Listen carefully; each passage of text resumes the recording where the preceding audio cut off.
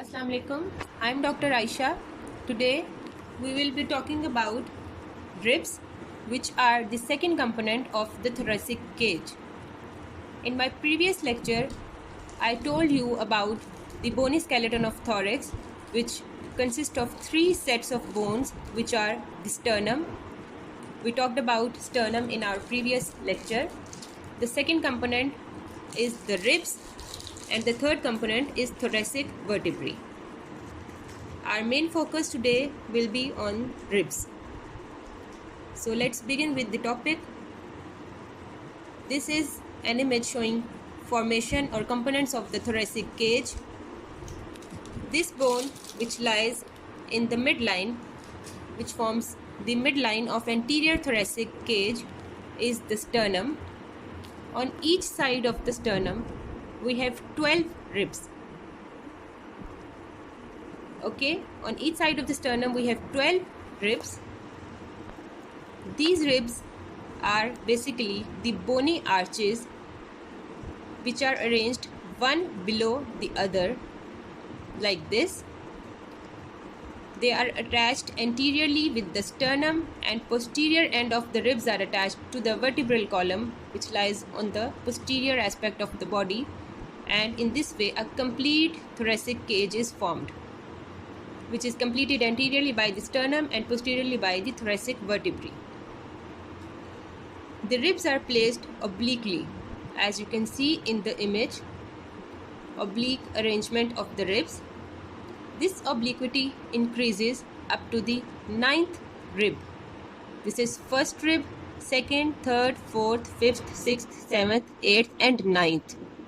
Up to the 9th rib, the obliquity of the ribs increases gradually as we move from above downwards.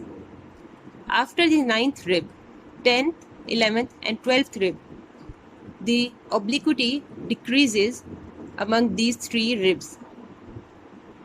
In addition to that, the length of the ribs increases gradually as we move from first rib up to the 7th rib. 2, 3, 4, 5, 6 and 7. Up to this level, the length of the ribs increases gradually, after which the length begins to decrease.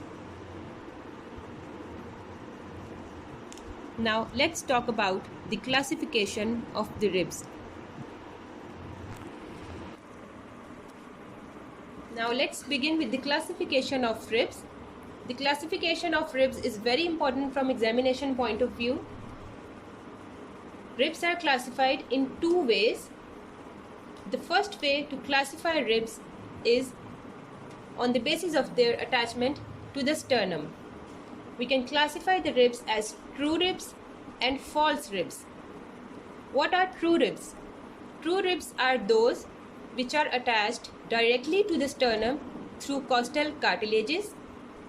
Due to their attachment to the sternum, these ribs are also known as vertebrosternal ribs, as they are attached on the posterior end with the vertebrae, and anteriorly they are attached to the sternum. So true ribs are also known as vertebrosternal ribs.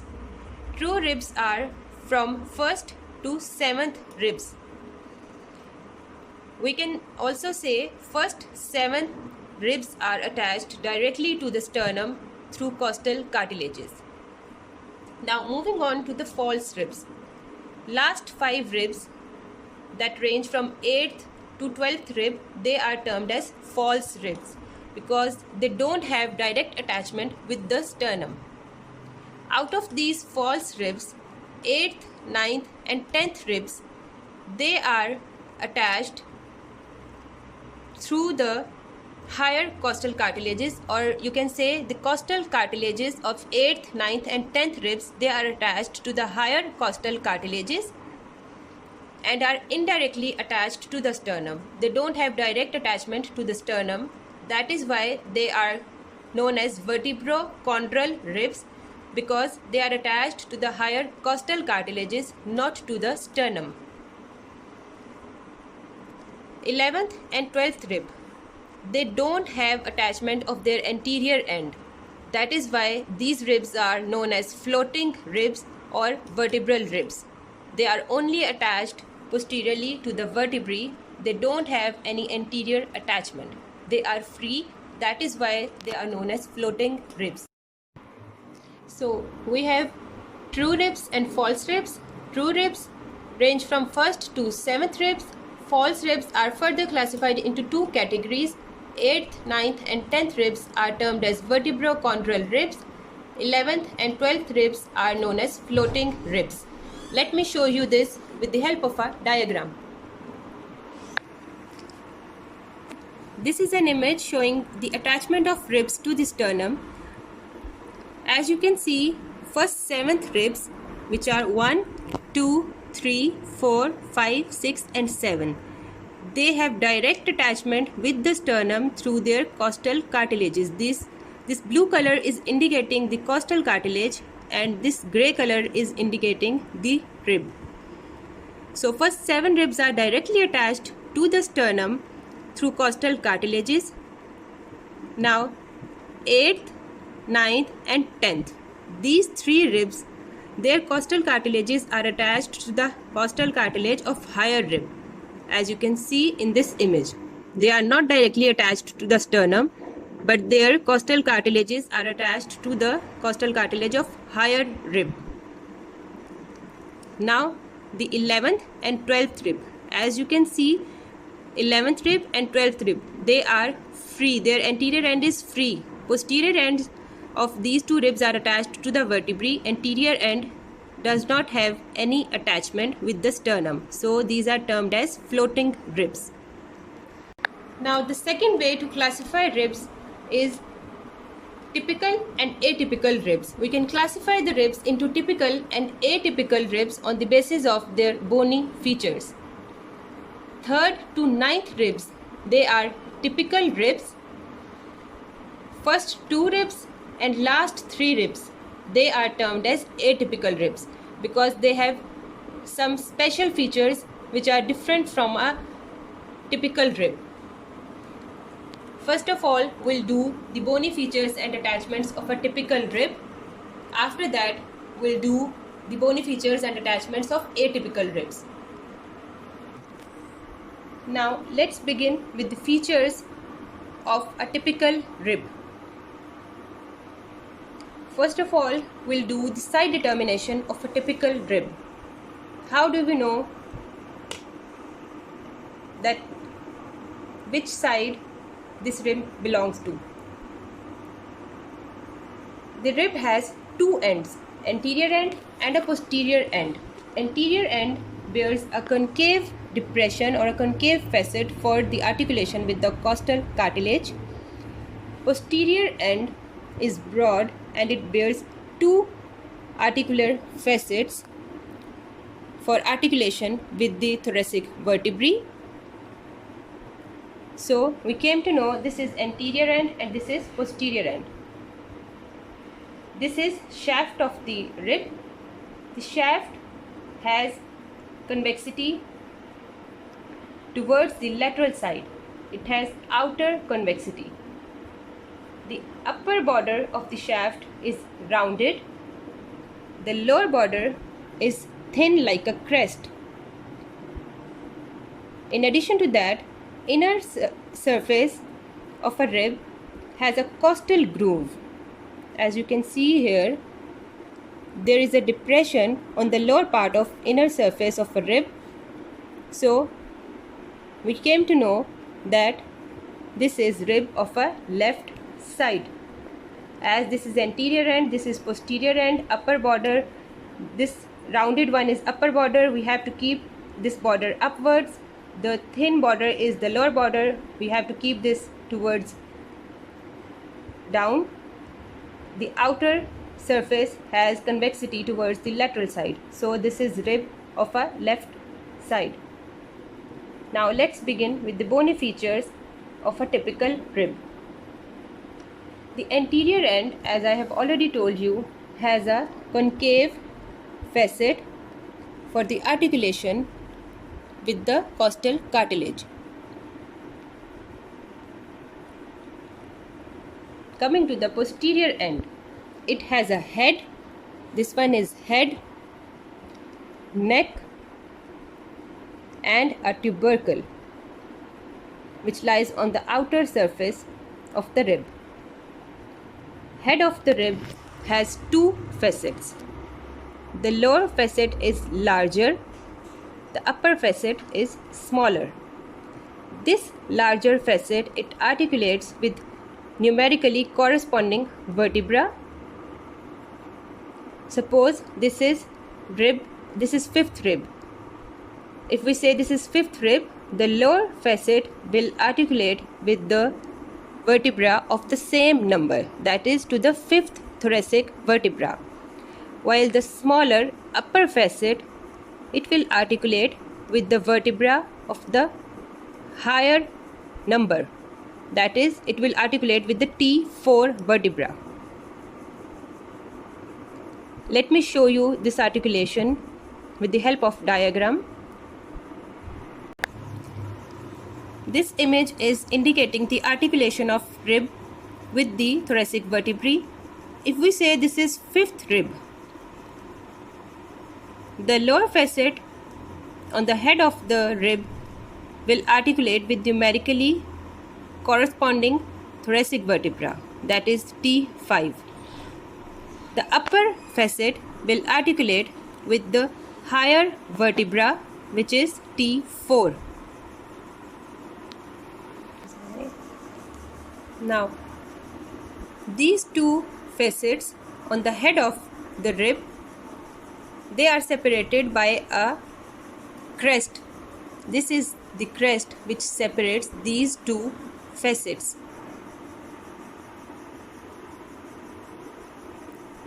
Now moving on to the neck of the rib. The neck of the rib, this constricted part just behind or just lateral to the head, is the neck of the rib. This neck has two surfaces, posterior, anterior, and two borders, superior border and inferior border. Posterior surface of the neck of rib is rough, as you can see here, while the inner surface of the neck is smooth. It is covered by the costal pleura. Pleura are basically the membranes that cover the lungs. Now, the borders of the neck, superior border is sharp and is also known as crest of the neck. As you can see in this image, the superior border is crest-like and is known as crest of the neck. The inferior border is rounded. As you can see in this image, the rounded inferior border. So neck of the rib has two borders, superior and inferior, two surfaces, posterior rough surface and anterior smooth surface.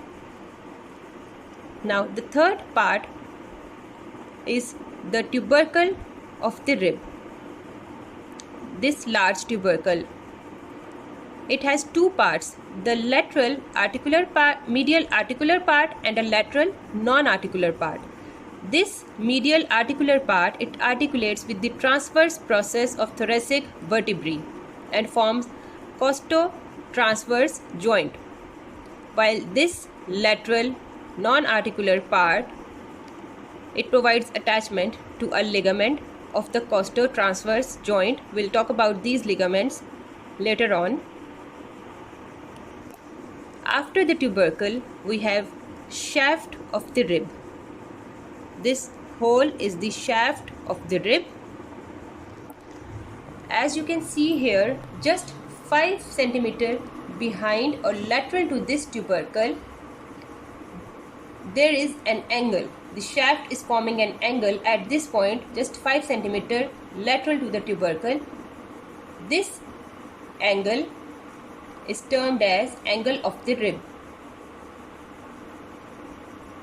Now talking about these surfaces, as the shaft is flattened from side to side, as you can see in this image, it has an inner surface, an outer surface, and two borders, upper and lower border. The outer surface has an oblique line right here, just 5 centimeter behind the anterior end. It has an oblique line. The inner surface is smooth and is covered with costal pleura. Inner surface, or you can say lower part of the inner surface, has an oblique ridge. This ridge, which is continuous with the neck of the rib, this oblique ridge has a groove just below. To this ridge we have a groove which is known as costal groove.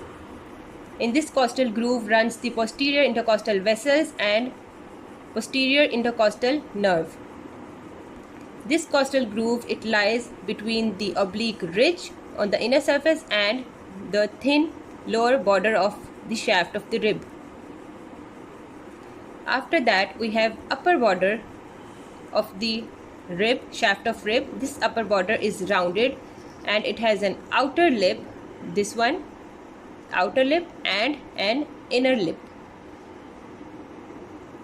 Then the lower end is thin and is crest like. You can better see this in this view. The thin inferior border and rounded upper border. Now let's have a review of bony features of a typical rib. Typical rib has two ends, anterior end and a posterior end. Anterior end has a concave facet, while posterior end has a head, neck and a tubercle. Head has two facets for articulation with the thoracic vertebrae. This is neck, this is tubercle. The tubercle of the rib, it articulates with the transverse process of the vertebrae like this. This is a thoracic vertebrae, this is body of thoracic vertebrae. These horizontal processes are the transverse processes of thoracic vertebrae, and this projection is known as spine of the vertebrae. We'll talk about details of thoracic vertebrae in our subsequent lecture. This is how the rib articulates with the body of the vertebrae, and you can see here this is the tubercle of the rib which articulates with transverse process of the thoracic vertebra. This is the tubercle which articulate with the transverse process, and this is head of the rib which articulate with the body of the vertebra. Then comes the shaft of the rib, which has two surfaces, outer and inner surface. Inner surface bears a costal groove in its lower part. The upper border is rounded and the lower border is sharp and crest-like. That's all about the bony features of a typical rib.